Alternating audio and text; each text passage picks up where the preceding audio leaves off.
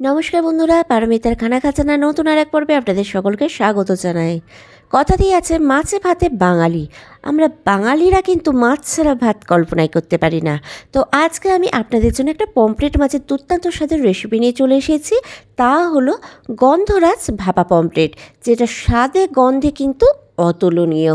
যদি সিম্পল অত টেস্টি কিছু ট্রাই করতে চান তাহলে আমি বলবো অবশ্যই একবার এই রেসিপিটা ট্রাই করে দেখতে। এটা কিন্তু দারুণ লাগবে, এইটুকু আমি বলতে পারি। তাহলে চলুন ঝটপট দেখে নিয়ে আছে আজকের রেসিপিটা। আশা করছি ভালো লাগবে, আর ভালো লাগলে অবশ্যই একটা লাইক শেয়ার করে দেবেন। আর আমার চ্যানেলে এরকম ভালো ভালো রেসিপি পেতে হলে অবশ্যই চ্যানেলটা সাবস্ক্রাইব করে পাশে থাকার বেল আইকনটা প্রেস করে রাখতে হবে, তাতে আমি যখনই কোনো রেসিপি আপলোড করব সবার আগে নোটিফিকেশন আপনার কাছে পৌঁছে যাবে। আমি এখানে দুখানা পমফ্রেট মাছ নিয়ে দেখুন ভেতরটা ভালোভাবে পরিষ্কার করে নিয়ে কেটে ধুয়ে নিয়েছি। তো এখানে পমফ্রেট মাছের সাইজটা বড় ছিল বলে আমি আধখানা করে কেটে নিয়েছি। আর দেখুন গায়ে এইভাবে সবকটা পিসের ওপরই চিল লাগিয়ে নিয়েছি, যাতে মাছটা ভালোভাবে সেদ্ধ হয়ে যায় আর মশলার ফ্লেভার কিন্তু ভেতর পর্যন্ত পৌঁছে যায়। তো এইভাবে মাছগুলো পরিষ্কার করে নিয়ে আমি ওপর থেকে ছড়িয়ে দিলাম কিছুটা পরিমাণে নুন আর কিছুটা পরিমাণে হলুদ গুঁড়ো। এবার এই নুন আর হলুদ গুঁড়োটা খুব ভালোভাবে মাছের পিসগুলোর গায়ে মাখিয়ে নেব। নিয়ে আমি এটা সাইডে রেখে দেবো, দিয়ে আমি মশলার তৈয়ারিটা করে নেব। তো দেখুন ভালোভাবে নুন হলুদটা মাখানো হয়ে গেছে।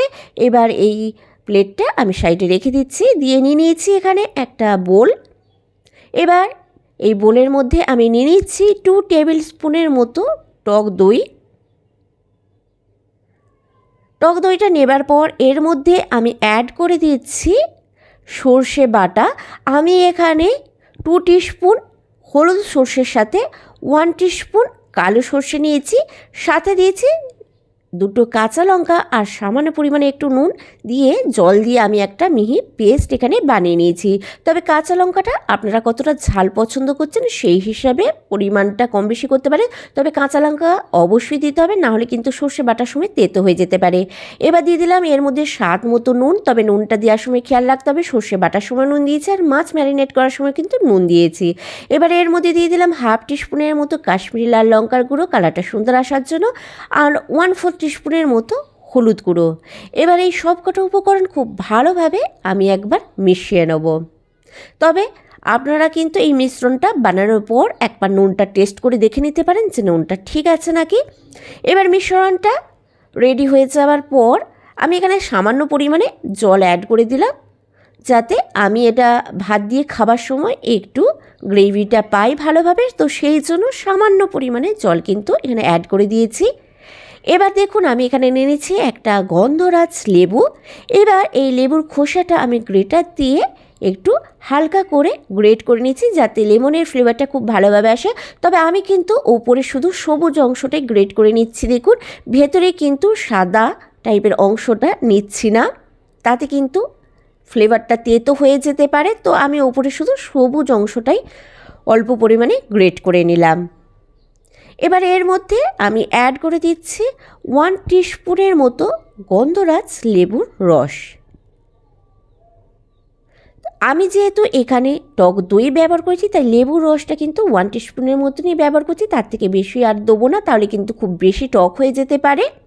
তো এবার আমি লেবুর রস আর লেবুর ছিলকে বা লেবুর খোসা যেটা আমি গ্রেট করেছিলাম আমি ভালোভাবে মিশিয়ে নিলাম। এবার আগে থেকে যে আমি মাছটা নুন হলুদ মাখিয়ে রেখেছিলাম তার মধ্যে আমি এই মিশ্রণটা ঢেলে দেবো, দিয়ে ভালোভাবে মাছের সাথে আমি কিন্তু এই মিশ্রণটা মাখিয়ে নেব। তো এই সময় বলে রাখি, যদি আপনারা কোনো ভিডিও স্কিপ করে দেখেন বা পুরোটা না দেখেন তাহলে কিন্তু পুরোপুরি রেসিপিটা আপনারা পাচ্ছেন না, আর কিন্তু টেস্টও সেরকম আপনারা পুরোপুরিভাবে পাবেন না। তো ভিডিওটা স্কিপ না করে পুরোটা দেখবেন। তো মিশ্রণটা ভালোভাবে মাখানো হয়ে যাবার পর এবার এর মধ্যে আমি অ্যাড করে দিচ্ছি 1 টিস্পুনের মতো সর্ষের তেল। সর্ষের তেলটা দিয়ে আমি ভালোভাবে আবারও মাছের পিসগুলোর ওপর মাখিয়ে নিচ্ছি, দিয়ে আমি এই মাছটাকে 5 মিনিটের জন্য ম্যারিনেট করে রেখে দেবো, যাতে ফ্লেভারটা ভালোভাবে মাছের সাথে মিশে যায়। আপনাদের হাতে সময় না থাকলে সাথে সাথেও কিন্তু এটা করে নিতে পারেন, তাতে কোনো প্রবলেম নেই। তো এখানে আমি দেখুন নিয়ে নিয়েছি যেই পাত্রে আমি ভাপাটা বানাবো সেই পাত্রটা। আপনাদের কাছে বড় টিফিন কৌটো থাকলে কিন্তু তার মধ্যেও ভাপাটা বানাতে পারেন। আমার কাছে সেরকম বড় টিফিন কৌটো নেই যে যার মধ্যে আমি এই পমফ্রেট মাছগুলোর ভাপা বানাতে পারি, তো এখানে এই জন্য আমি একটা অন্য পাত্র নিয়ে নিয়েছি। তো মাছের পিসগুলো প্রথমে আমি সাইজ করে পাত্রের মধ্যে রেখে দিয়ে তারপর আমি ওপর থেকে দিয়ে দিচ্ছি ম্যারিনেশনের অংশটা। তো পুরো অংশটা ঢেলে দেওয়ার পর আমি আবারও ওপর থেকে 1 টেবিল স্পুনের মতো সর্ষের তেল ছড়িয়ে দিচ্ছি। ভাপাতে কিন্তু এইভাবে সর্ষের তেলের পরিমাণটা বেশি দিলে তার স্বাদটা কিন্তু অনেকটাই ভালো লাগে। এবার এর মধ্যে দিয়ে দিচ্ছি 3-4টের মতো গন্ধরাজ লেবুর পাতা একটু এইভাবে ফাটিয়ে নিয়ে দিয়ে দিলাম। আর দিয়ে দিলাম 2-3টে কাঁচা লঙ্কা চেরা, এটা নিজেদের পছন্দ মতো কম বেশি করতে পারেন। তো এই দিকে দেখুন আমি একটা পাত্রে জল গরম করতে বসিয়ে দিয়েছিলাম, তবে জলটা কিন্তু এইভাবেই দেবেন যেন যেই পাত্রে আপনি ভাপাটা বানাচ্ছেন সেই পাত্রটা যেন অর্ধেকের বেশি ডুবে না থাকে। তো এবার এর মধ্যে দিয়ে দিলাম একটা স্ট্যান্ড। এবার এই স্ট্যান্ডের ওপর আমি মাছের কৌটোটা বসিয়ে দিলাম, দিয়ে ওপর থেকে আমি এটা চাপা দিয়ে দিচ্ছি।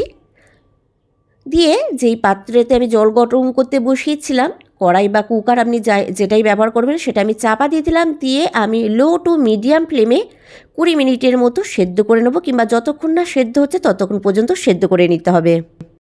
তো দেখুন এখানে কিন্তু আমাদের গন্ধরাজ ভাপা পমফ্রেট একদম রেডি, এবং আমি পরিবেশনও করে দিচ্ছি গরম গরম ভাতের সাথে। তো রেসিপিটা আপনাদের কেমন লাগলো অবশ্যই নিচে কমেন্ট বক্সে কমেন্ট করে জানাতে ভুলবেন না। আর ভালো লাগলে অবশ্যই একটা লাইক শেয়ার করে দেবেন। আর বাড়িতে অবশ্যই কিন্তু এটা ট্রাই করে আমাকে জানাতে ভুলবেন না যে আপনাদের কেমন লাগলো এই রেসিপিটা। তো মাছের আমি একটুখানি টুকরো ভেঙে আপনাদেরকে দেখিয়ে দিচ্ছি। দেখুন মাছটা কিন্তু কতটা ভালোভাবে সেদ্ধ হয়ে গেছে।